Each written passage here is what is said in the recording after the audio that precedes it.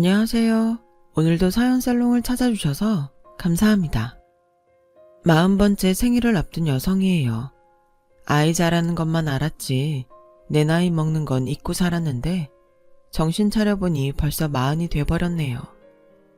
또래들에 비해 인생 굴곡이 많았던 저는 이제 인생 2막을 끝내고 인생 3막을 시작하려고 합니다. 제 인생의 1막은 부모로 인한 시련의 연속이었고 2막은 결혼으로 인한 배신의 시간이었어요. 그래서 이제부터 시작될 인생 3막은 남들처럼 평범한 인생을 살 수 있길 바랄 뿐입니다. 요즘 들어 더더욱 평범한 인생만큼 복된 인생도 없다는 생각이 들거든요. 그건 아마도 지나온 제 인생이 너무 고됐던 탓인지도 모르겠네요. 저를 낳아주신 친부모님은 전생의 원수가 환생에 만난 사이였던가 봐요. 제가 기억하는 한 하루도 싸우지 않는 날이 없었을 정도였거든요. 둘 중 누가 하나 죽어야 끝날 것 같던 싸움은 제가 중학교에 들어가던 해 엄마가 암으로 세상을 떠나시면서 드디어 끝이 났습니다.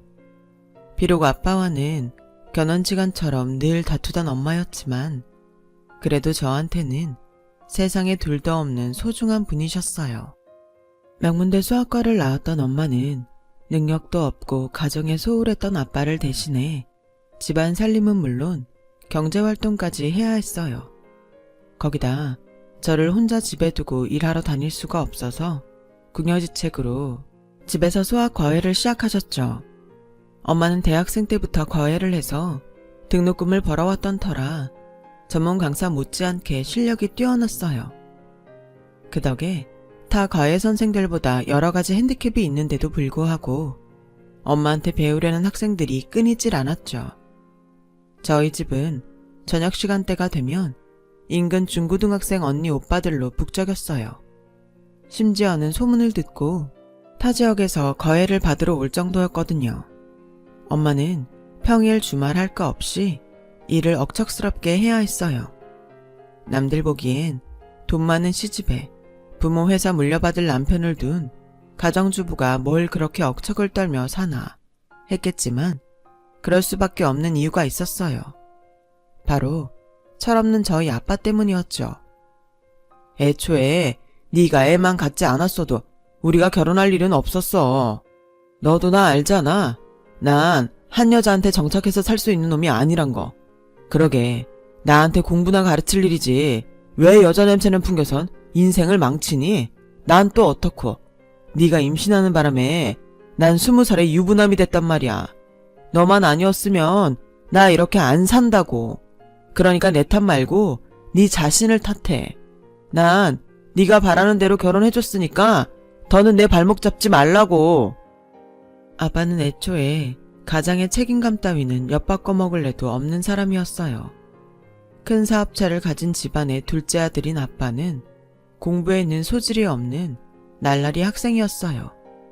그래서 대학도 못 가고 나이롱 재수생으로 살고 있었죠. 친할머니는 그런 아들을 어떻게든 대학에 넣을 생각에 대학가에서 이름 날리던 과외 선생이었던 저희 엄마를 집주 과외 선생으로 들였어요. 어려운 형편 때문에 고학생 신분이던 엄마는 돈 욕심에 덜컥 그 제안을 받아들였어요. 내가 큰 거 바라는 거 아니에요. 그저 우리 애 지방대라도 좋으니 대학에 들어가게만 해줘요. 그럼 그쪽 졸업할 때까지 학비며 생활비는 대줄 테니까요.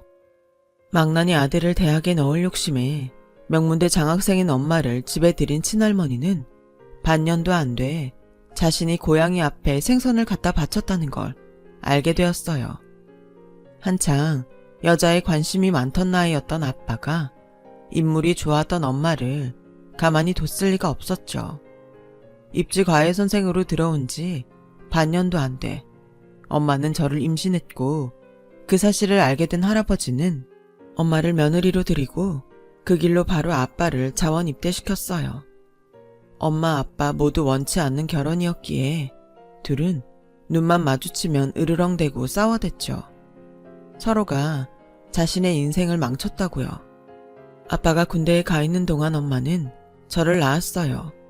총명한 며느리를 대학 중퇴로 집에 들어앉히기 싫었던 할아버지는 유모까지 들여 엄마가 다시 대학에 다닐 수 있도록 해주셨죠. 시아버지의 며느리 사랑에 화가 난 친할머니는 할아버지 눈을 피해 엄마를 괴롭히곤 했어요. 그리곤 아빠가 제대를 하자 엄마한테 한 가지 제안을 하셨죠. 너도 나도 서로 얼굴 보고 사는 거 징글징글한 게 사실 아니니? 그래서 말인데 네가 내 아들 대학만 붙여주면 니들 분가 허락하마. 서울이든 지방이든 상관없다. 4년제 졸업장만 따게 해주면 내가 네 앞으로 아파트도 한 채 사주마. 어때? 해볼 맘 있니? 분가라는 말에 엄마는 아빠를 대학에 합격시키기 위해 사활을 걸었어요. 여자들이랑 나이트에서 놀 생각만 가득하던 아빠는 엄마의 노력에도 불구하고 공부엔 눈길도 안 줬지만요. 한창 놀고 싶은 나이인 거 나도 알아. 그래도 성인이라면 자신이 벌인 일에 대해 책임은 져야 하잖아. 우리 민정이 나 혼자 만든 애 아니야. 그러니까 당신도 아빠 노릇은 해야지. 당신이 대학만 들어가면 그날부터 나 당신 인생에 터치 안 할 거야. 바람을 피든 딴 살림을 차리든 절대 간섭 안 할 테니까 대학만 들어가자. 내가 책임지고 당신 대학 보내줄게. 아빠는 자기 인생에 터치 않겠다는 엄마 말에 그날부터 공부를 시작했고, 엄마는 쪽집게 과외선생 명성에 걸맞는 실력으로 꼴통 남편을 결국 대학에 입학시켰어요. 비록 서울에 있는 대학은 아니었지만 서울 근교에 있는 대학이라 아빠를 아는 사람들은 다들 놀라지 않을 수가 없었죠. 그렇게 엄마는 아빠를 대학에 합격시키고 분가를 할 수 있었어요. 하지만 친할머니가 약속했던 아파트는 결국 받지 못했어요. 아빠가 수업 일수와 학점 부족으로 제적을 당했거든요. 이미 가정까지 꾸리고 사는 아들을 남몰라라 할 수 없어서 할아버지는 아빠를 위해 회사에 자리를 마련해 주셨어요. 부모가 자기 때문에 체면 깎여가며 낙하산까지 태워서 자기 자리를 만들어준 걸 알면서도 아빠는 변하지 않았죠. 회사 일은 뒷전이고 놀러 다니기 바빴어요. 엄마한테 약속도 받았겠다. 아주 대놓고 여자들이랑 놀고 다녔죠. 그러면서 뭐라는지 아세요? 사람이 어떻게 밥만 먹고 사니? 가끔은 라면도 먹고 빵도 먹고 하는 거지. 네가 나랑 결혼했다고 해서 내 라이프 스타일까지 관여할 생각은 하지 않았으면 좋겠어. 정 억울하면 너도 남자 만나고 다녀. 잘못했다고 무릎 꿇고 싹싹 빌어도 모자랄 판에 아빠는 뻔뻔하게 엄마의 자존심을 긁었고, 그날 이후 엄마는 더 이상 아빠한테 기대를 하지 않게 되었어요. 그런데도 왜 이혼은 하지 않았냐고요?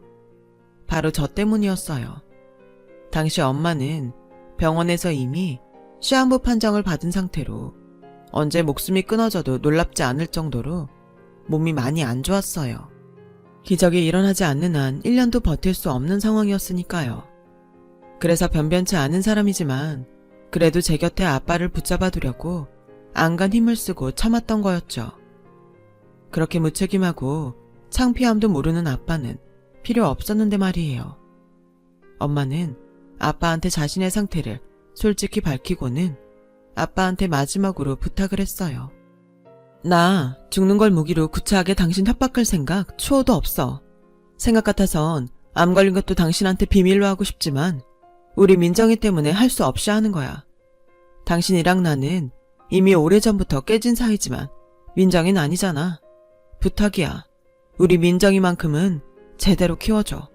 적어도 애한테는 추잡한 모습은 보이지 말란 말이야.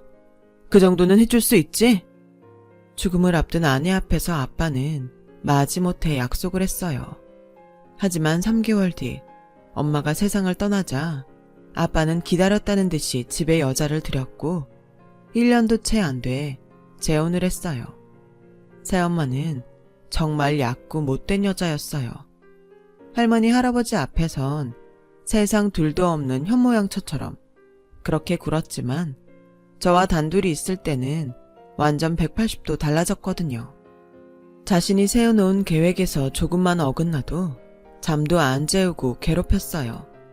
용돈도 다 끊고 제 일거수일투족을 감시하며 피를 말렸죠. 말로는 훈육이라고 했지만 실상은 괴롭힘, 그 이상 그 이하도 아니었죠. 더는 이렇게 살 수 없어서 아빠랑 친할머니한테 하소연도 해봤지만 소용없었어요. 약은 새엄마가 평소에 얼마나 약을 쳐놨는지 아무도 제 말을 믿어주지 않았거든요. 어머님, 다 제가 부족한 탓이에요. 우리 민정이 밖에서 손가락질 받지 않도록 제 딴에 노력한 건데 애가 그 마음을 받아주질 않네요. 눈물까지 짜가며 연기를 하는데 정말 미치고 팔딱 뛰겠더라고요. 거기다 제가 훔치지도 않은 돈을 훔쳤다고 아빠한테 이르질 않나? 나한텐 연락도 안 해놓곤 가족 모임도 빠지고 나쁜 애들이랑 놀러 나갔다고 거짓말을 하지 않나? 집안에서 저를 도려내려고 온갖 폐악질을 해댔어요. 그러다가 저랑 말다툼이 있었는데 제 성질을 못 이겨 스스로 집안 살림을 던지고 그 바람에 손을 다쳐놓고선 때마침 퇴근한 아빠한테 달려가 울면서 제가 자기를 죽이겠다고 협박하며 일해놨다고 거짓말을 하지 뭐해요. 저는 절대 아니라고 억울하다고 항변했지만 아빠는 제 말은 듣지도 않고 뺨을 치더군요. 너 같은 건 태어나지 말았어야 했어. 너 때문에 네 엄마나 나나 얼마나 지옥 같은 인생을 살았는지 아니? 근데 이젠 새엄마까지 괴롭혀? 차라리 내 집에서 나가! 내 눈앞에서 사라지라고! 지금껏 단 한 번도 절 안아준 적 없던 아빠는 드디어 본심을 말하더군요. 아빠는 여전히 제가 당신 인생을 망쳤다고 생각하고 있었던 거예요. 그런 얘기를 듣고 나니 더는 집에 있을 수가 없더라고요. 그래서 그 길로 나왔어요. 지갑도 외투도 없이 집을 나온 저는 정처 없이 걷고 또 걸었죠. 그렇게 한참을 걷다 보니 처음 와보는 동네더라고요. 공원 화장실에 들어가 문을 걸어 잠그고 그날 밤을 보냈어요. 잠도 오지 않더라고요. 세상에 혼자 버려진 기분이 들었거든요. 날이 밝자 청소를 하시는 아줌마가 들어오셔선 밤새 여기서 잤냐며 집이 어디냐고 물으셨고 겁이 난 저는 미친 듯이 도망쳤어요. 그렇게 한참을 달려 도착한 곳은 재래시장이었어요. 어디선가 풍겨오는 구수한 냄새에 이끌려 가보니 시장통에 있는 백반집이더라고요. 전날 오전부터 한 끼도 못 먹은 저는 배에서 꼬르륵 소리가 들렸어요. 그러면 안 되는 걸 알면서도 식당으로 들어갔죠. 자리에 앉자마자 주인 아주머니는 제 앞에 밥상을 차려주셨어요. 백반 한 가지만 파는 집이라서 달리 주문을 받을 것도 없었거든요. 수북이 나온 머슴밥을 개눈감추도 태치운 저는 그제야 정신이 들었어요. 수중에 돈이 없다는 걸 깨달은 거죠. 어떻게 해야 하나 눈치를 보고 있는데 마침 시장 손님들로 가게 안이 북적이길래 기회를 봐서 도망을 쳐야겠다 생각했어요. 그래서 주인 아주머니를 피해 문가로 갔는데 마침 안으로 들어오던 손님과 부딪혀 엉덩방아를 찍었지 뭐예요. 그 바람에 주인 아주머니가 주방에서 나오셨어요. 그때 그 손님이 놀라서 사색이 된 저를 보시더니 그러시더군요. 밥을 먹었으면 돈을 내야지. 어디 쥐새끼처럼 도망을 치려들어. 그 소리에 손님 하나가 당장 경찰을 부르겠다고 하자 아주머니 말리셨어요. 됐어. 경찰에 오면 내 밥값 내준대. 괜히 바쁜 시간에 파출소 드나드느니 일손으로 부리는 게 낫지. 예, 네 밥값은 설거지로 대신해라.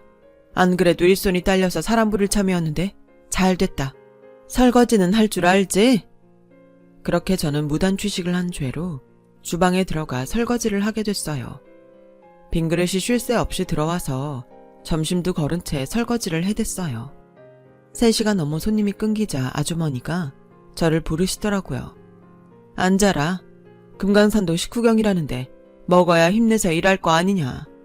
차는 별로 없지만 허기는 면할 수 있을 거다.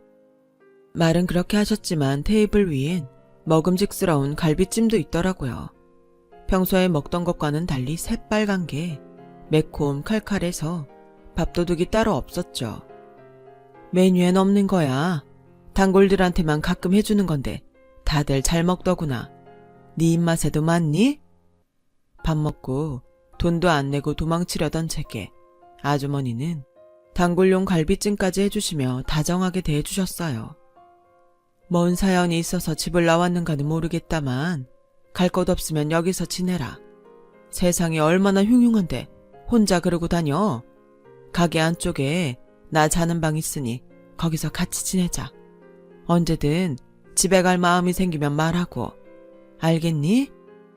엄마가 돌아가신 후로 처음으로 받아보는 친절에 순간 울컥했어요. 그래서 닭똥 같은 눈물을 뚝뚝 흘리며 매콤한 돼지갈비찜을 먹었죠. 그렇게 시작된 아주머니와 저의 동거는 지금까지도 이어지고 있어요. 아주머니와 함께 그 가게에서 살게 된 저는 식당 일을 거들며 아주머니 친딸처럼 지내게 되었거든요. 아주머니는 가난한 부모 손에 이끌려 부잣집 씨바지로 들어갔었더라고요. 그 집에서 아들을 낳아주고 3-7일도 안 돼 집에서 내쫓겼다나 봐요. 눈 감으면 그 집에 두고 온 아들이 아른거려서 몇 번이나 찾아갔었지만 그 집에선 아들 얼굴도 보여주지 않고 매질을 당하곤 내쫓김을 당했죠. 그러다 언젠가 찾아갔더니 그 사이 이사를 가고 없더래요. 그렇게 자식과 생이별을 하게 된 아주머니는 이 집 저 집 돌며 식당 일을 하다가 지금의 가게를 차리셨대요. 저를 보는 순간 오래전 두고 온 아들이 생각나 쫓을 수가 없었던 거죠. 어떻게든 살다 보면 사라지는 게 인생이다. 한마는 나도 살자니. 공부 더 하고 싶으면 학교도 보내주마. 고등학교도 졸업 못한 제가 불쌍해 그랬는지 아주머니는 종종 그런 얘기를 하셨어요. 하지만 맨몸으로 들어와 얹혀 사는 것도 미안한데 그럴 수는 없었어요. 그래서 원래 공부엔 소질이 없었다고 둘러댔죠. 아주머니는 그동안 몸 생각 않고 힘든 일을 하고 살아온 탓에 온 몸이 종합병원 수준이었어요. 밤마다 끙끙 앓으셨고 드시는 약도 많았어요. 하지만 연세가 드실수록 상태는 점점 악화돼서 언제부턴가는 손마디가 아파서 젓가락질도 힘들 정도가 되었죠. 그래서 가게 일은 나한테 맡기고 좀 쉬시라고 했어요. 늦음하게 얻은 딸 덕에 60줄에 벌써 뒷방 늙은이가 됐구나. 미안한 마음에 장난처럼 이런 말씀을 하시는데 제 마음이 다 짠하더라고요. 그 사이 가게 장사가 손에 익어 내심 자신감이 붙었던 저는 아주머니의 특선 메뉴였던 매운 갈비찜을 정식 메뉴로 올려 팔기 시작했어요. 한창 매운맛에 빠져있던 사람들은 구름같이 몰려들었고 결국 가게를 확장해 본격적으로 매운 갈비찜 장사를 시작했어요. 혼자서 장사하기엔 힘이 붙여서 주방과 홀에도 직원을 여럿 두게 되었죠. 그러자 아주머니가 아픈 몸을 이끌고 나와 뭐라도 돕겠다고 하시길래 카운터를 맡기게 되었어요. 그렇게 맛집으로 소문난 우리 가게는 일반 손님들은 물론 인근 대학에 다니는 대학생들도 자주 찾아왔어요. 그 중에는 대학 졸업을 앞두고 공무원 시험을 준비하는 제 남편도 있었죠. 남편은 주머니가 가벼운 탓에 메인 메뉴인 갈비찜은 못 먹고 늘 백반 정식을 먹고 가곤 했어요. 그 모습이 안타까워 하루는 갈비찜 몇 토막을 접시에 담아 내주었더니 다음 날인가 선물로 머리핀을 하나 사다 주더라고요. 길거리서 파는 싸구려지만 그쪽한테 어울릴 것 같아서 하나 샀어요. 수줍게 핀을 건네고는 도망치듯 가게를 빠져나가는 남편을 보니 자꾸 웃음이 났어요. 안 그래도 눈길이 가던 사람이었는데 선물까지 받으니 왜 안 그렇겠어요. 그런데 아주머니는 남편이 마음에 안 드셨던 모양이에요. 저놈은 틀렸어. 눈빛을 보니 속에 은큼한 구렁이가 든 놈 같아. 괜히 저런 놈이랑 어울릴 생각 말어. 네 짝은 내가 제대로 된 놈으로다가 구해줄 테니까. 그때 그 말을 들었어야 했는데 사람 마음이 어디 그런가요? 연민에서 시작된 남편에 대한 마음은 남편의 끈질긴 구애에 사랑으로 변해버렸고 1년 넘게 연애를 한 우린 결혼을 하게 되었죠. 당시 남편은 몇 년째 공무원 시험에 떨어져 백수 상태였지만 제게 그런 건 아무 문제가 되지 않았어요. 부모도 없이 사는 제 처지엔 오히려 남편처럼 변변치 못한 남자를 만나 흠이 들춰지지 않고 사는 게 나을 것 같다는 생각을 했었거든요. 그래서 남편과 결혼을 결심했던 거죠. 물론 아주머니는 결사 반대였죠. 민정아, 네가 무슨 마음으로 이런 놈이랑 결혼을 하려는지는 아는데 결혼은 그렇게 하는 게 아니다. 나중에 피눈물 흘릴 수 있어. 그러니까 제발 마음 접어. 엄마, 멀쩡한 집에서 나 같은 애 며느리로 받아주겠어? 부모한테도 버림받고 고등학교도 못 나온 나를 사람 취급이나 해주겠냐고. 저 남자 가진 것도 없고 직장도 없는 사람이지만 그래서 더 내가 기 안 죽고 살 수 있는 거라고. 그러니까 저 사람 사위로 받아줘요. 그럼 이거 한 가지만 약속해라. 네 남편이랑 시댁엔 절대 네 친정 얘긴 하지 마라. 지금은 안 그런 척해도 나중에라도 그런 걸로 책 잡힐 거다. 엄마 말 알겠지? 남편은 제가 아주머니 친딸이 아니라는 걸 모르고 있었어요. 때가 되면 모든 걸 말해야겠다 생각하고 있었는데 아주머니는 절대 그 말만은 하지 말라고 하시더군요. 그래서 그러겠다고 했어요. 그렇게 저는 남편과 결혼을 하게 됐죠. 결혼 조건으로 아주머니를 모시고 살기로 했던 터라 신혼집을 구할 것도 없이 우리 집에 남편이 들어와 살게 되었어요. 어차피 남편은 직업도 없던 터라 신혼집을 구할 처지도 아니라서 처가살이를 반대할 처지가 아니었죠. 거기다 시댁이 워낙 찢어지게 가난해서 큰아들 장가 보냈는데도 10원 한 장 보탤 여력이 없었어요. 그러니 시댁에서도 별말 없었고요. 결혼 후 남편은 저를 도와 가게 일을 시작했어요. 단골 손님들은 남편 보고 전생에 나라를 구했냐면서 놀려댔어요. 제가 번 돈으로 시댁 식구들까지 먹여 살리고 있으니 왜 안 그렇겠어요? 그래서인지 시어머님도 그렇고 시동생과 시누이들도 저한테는 다들 늘 고마워했어요. 제 발로 걸어 들어온 복덩이라나요? 빈말인지는 몰라도 듣기는 좋더군요. 매운 갈비찜의 대박으로 대기 손님이 많아져서 근처에 분점을 내게 되었어요. 제가 가게 2개를 다 관리할 수가 없어서 분점은 남편이 점장으로 가 있기로 했어요. 그런데 하루는 남편이 그러더라고요. 어차피 사람 부를 거 내 동생들 쓰면 어떨까 하는데 자긴 어때? 남의 손 타봐야 좋을 거 없잖아. 가족끼리 해야 믿을 수도 있고 아무래도 남보다는 낫지 않아? 하긴 그 말이 틀린 것 같진 않았어요. 어차피 집에서 놀고 있는 시동생과 시누이 데려다 쓰면 시댁 살림에도 도움이 되고 나중에라도 자기들이 자립하는데도 좋을 것 같았거든요. 그래서 그러라고 했죠. 하지만 아주머니 생각은 달랐어요. 글쎄다. 내 생각엔 차라리 남을 부리는 게 나을 것 같구나. 처음엔 내 식구들 위한다고 한 일이 종국에 가선 서로 간에 의만 상하고 관계만 불편해질 수가 있거든. 어련히 네가 알아서 하겠지만은 엄만 솔직히 걱정이 된다. 저라고 찜찜한 마음이 없었겠어요. 그래도 남편이 한번 해보겠다고 덤빈 분점인데 힘을 실어주는 편이 나을 것 같아 마지못해 허락을 했어요. 분점도 본점 못지않게 매상에 잘 나와서 그나마 다행이다 싶었죠. 그렇게 순풍에 돛을 단 듯 장사도 잘 되고 별 문제 없이 흘러갔는데 언제부턴가 분점 매출이 현저히 줄기 시작했지 뭐예요. 불시에 가보면 늘 가게는 손님들로 북적이는데 매출은 딴판이더라고요. 그런데 웃긴 건 본점에서 분점으로 넣어주는 고기 양은 전과 다를 바가 없다는 거였죠. 이건 필시 누가 금고에 손을 댄다는 거였어요. 그리고 그 범인은 바로 제 남편이었죠. 그래서 참다 못해 남편한테 한 소리를 했더니 남편이 그러지 뭐예요. 자기야, 그동안 자기한테 말 못한 게 하나 있는데 실은 우리 집에 빚이 좀 있어.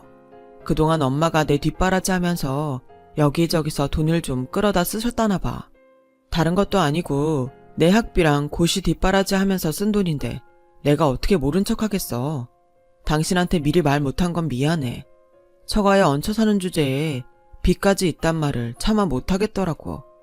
그래서 말인데 내가 정말 열심히 일할 테니까 이 빚까지만 도움 좀 주면 안 될까? 부탁이야. 하긴 그렇게 가난한 집에서 아들을 대학 공부까지 시키려면 돈이 한두 푼 들었겠어요. 있는 사람들한텐 별거 아닌 푼돈이겠지만 없는 사람한테는 먹고 사는데 들어가는 돈도 무시할 수 없는 돈이니까요. 그래서 그 빚은 분점 매상에서 갚아 나가라고 허락해 주었어요. 사실 제가 분점을 차린 데는 그럴 만한 이유가 있었어요. 언제고 아주머니 아들을 찾게 되면 아주머니한테 받은 가게를 돌려줄 생각을 하고 있었거든요. 그래서 그때를 대비해 미리 차려둔 거였죠. 물론 남편한테는 비밀로요. 시간이 흘러 분점도 자리를 잡았고 모든 게 순조롭게 흘러가고 있었어요. 그러던 중 시어머니 환갑이 다가왔죠. 남편은 모처럼 장남 노릇을 하겠다며 어머니 환갑 기념으로 다 같이 해외로 효도 관광을 떠나자고 하더군요. 저도 장사만 하느라 제주도도 한번 못 가본 처지라 이참에 한번 가볼까 싶더라고요. 그런데 뭐? 우리 엄마한테 가게를 맡기고 가자고? 기왕 가는 거 우리 엄마도 모시고 가면 안 돼? 자기야, 나야 그러고 싶지. 근데 그렇게 하면 장모님이 편하실까? 사돈 환갑여행인 거 뻔히 아시는데 게다가 연세도 있으셔서 해외여행은 힘드실 거야. 장모님이랑은 나중에 따로 가면 되잖아. 안 그래? 물론 남편 말이 틀린 건 아니지만 그래도 아주머니 혼자 떨어뜨려 놓고 가는 게 왠지 마음에 내키지 않았어요. 그런데 이 얘기를 어디서 들었는지 아주머니가 먼저 그러시는 거예요. 아이고, 난 해외여행 안 간다. 다리도 아프고 비행기 타는 것도 싫어. 그러니까 내 걱정 말고 니들이나 다녀와. 가게는 내가 보고 있을 테니 걱정들 하지 말고. 결국 아주머니를 남겨두고 우리 부부와 시댁 식구들만 여행을 떠나게 되었어요. 여행을 떠나기에 앞서 직원들한테 당부할 게 있어서 분점에 들렀다가 충격적인 모습을 목격한 거예요. 바로 남편의 이중적인 모습이었죠. 손님도 다 빠져나간 가게에서 남편과 아주머니 그리고 서빙 여직원이 말다툼을 벌이고 있더라고요. 남편은 거품문 개처럼 소리치더군요. 남이사 딴 주머니를 차든 딴 집 살림을 차리든 장모님이 무슨 상관이에요? 아니지, 집사람이랑 피 한 방울도 안 섞인 남남인데 장모는 무슨 장모? 그간 아주 잘도 속이셨더만. 왜, 내가 모를 줄 알았어요? 사람 참 염치도 없으시네. 피 한 방울 안 섞였으면서 어떻게 모녀인 척 속이고 안방을 차지해? 아줌마, 인생 그렇게 살면 안 돼요.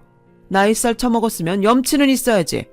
난 또 남남인 것도 모르고 꼬박꼬박 장모님 하면서 살았네. 집사람은 어떤가 몰라도 난 내 돈 꽁으로 먹는 인간은 눈뜨고 못 봐. 그러니까 앞으로는 가게 나와서 서빙을 하든 설거지를 하든 일하라고. 이번 일 집사람한테 입만 뻥끗 해봐. 그땐 내가 아주 가만 안 둘 테니까. 말년에 길바닥에서 인생 종치고 싶지 않으면 내 말 잘 들으라고. 앞으로 밥값 제대로 안 하면 바로 내쫓을 테니까 알아서 하셔. 재수없으려니까 별 거지 같은 게 꼬여선 사람 귀찮게 하네. 그러자 남편 옆에 찰싹 달라붙어 있던 젊은 서빙 직원이 한 소리 했어요. 자기야, 이게 이렇게 끝낼 일이야? 저 할머니가 사장한테 우리 사이 말 안 하겠냐고. 그러지 말고 지금이라도 돈 챙겨서 뜨자. 그간 챙겨준 돈 꽤 되잖아. 미쳤냐? 앞으로도 계속 꺼내 쓸 수 있는 화수분을 두고 푼돈만 챙기게? 내가 이러려고 그 여자를 꼬신 줄 알아? 중졸에 애미애비도 없는 년? 내가 왜 몇 년이나 공들여 결혼까지 했겠냐고. 걔처럼 지가 꿀리는 게 있는 애들은 이쁘다 이쁘다 해주면 꼬리 살랑살랑 치며 평생 충성하는 멍멍이라고. 그때였어요. 아주머니가 달려들어 남편의 멱살을 쥐었어요. 에라이 쓰레기 같은 놈아. 네 놈이 이러고도 살성 싶으냐? 내 귀한 딸을 뭐가 어쩌고 어째? 네 놈을 처음 본 순간부터 이런 놈인 줄 알았다. 네 눈깔이 딱 그렇게 천하의 잡놈처럼 생겼더라. 남의 인생에 들러붙어 피 빨아쳐먹는 버러지 같은 놈아. 네 오늘 네 놈 죽이고 감옥 갈란다. 이 할망구가 뭐래? 잡놈? 버러지? 인생이 불쌍해서 봐주려고 했더니 어디서 함부로 짓거려. 잘 됐어. 괜히 입나불 될까봐 걱정할 거 없이 이참에 정신병원에 쳐 넣어줄게. 그 말에 순간 빡이 돌더라고요. 뭐? 누굴 정신병원에 넣어? 그 전에 내가 너부터 깜빵에 쳐 넣어주마. 이 인간 쓰레기야. 거지 같은 인생 불쌍해서 받아줬더니 아주 네가 네 목을 발로 차는구나. 능력도 없어서 내 가게에 빌붙어 있는 주제에 가게 직원이랑 바람까지 피워? 그래놓고 뻔뻔하게 우리 엄마한테 협박까지 해? 이 썩을 놈아. 우리 엄마한테서 당장 그 더러운 손 떼지 못해? 이 은혜도 모르는 개자식아. 네 입으로 술술 불었으니 더는 들을 필요 없고 내 가게에서 구질구질한 니네 식구들 싹 데려가고 너도 당장 내 집에서 짐 싸들고 나가. 그리고 똑똑히 알아도 그간 거지 같은 너랑 네 식구들 먹여 살린 그 돈이 누구 돈인 줄 알아? 여기 있는 우리 엄마 돈이었어. 네가 그렇게 노리던 본점 점주가 바로 우리 엄마라고. 근데 누가 누굴 보고 일을 하래? 이런 배은망덕한 새끼야. 우리 엄마 돈 아니었으면 당장 입고 나갈 빤스 한 장도 없는 새끼가. 암튼 너랑은 더 할 말 없으니까 나갈 때 그간 네가 삥땅 친 돈도 고스란히 두고 나가. 안 그랬다간 네 형량 더 늘어날 테니까.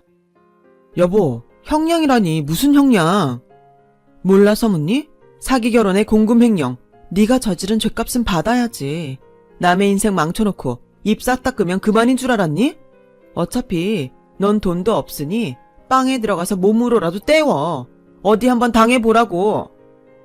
그 길로 전 남편과 시댁 식구들을 가게에서 내쫓았어요. 그리곤 바로 변호사를 고용해 소송에 들어갔어요. 거머리 같은 그놈 빤스 한 장까지 탈탈 다 털 생각입니다. 다시는 인생 그따구로 못 살도록 제대로 정신교육 시키려고요. 서빙 여직원한테도 상간녀 위자료 소송을 걸었어요. 그랬더니 울고불고 용서해달라면서 그간 남편이 빼돌린 돈의 출처와 장부를 가져왔더라고요. 그 덕에 재판에서 유리하게 써먹었네요. 아무튼 이번 일로 깨달았습니다. 어른들이 아니다 하는 사람하고는 절대 결혼해선 안 된다는 걸요. 더불어 함부로 상대를 동정해서도 안 된다는 것도 말이죠. 제 사연 들어주셔서 고맙습니다. 여러분들의 곁엔 거머리보다 나무 같은 사람들이 많기를 바랍니다. 항상 건강하세요. 여러분, 사연 댓글에 응원과 현명한 조언 부탁드려요. 좋아요와 구독은 저에게 큰 힘이 됩니다. 오늘도 좋은 일 가득하세요.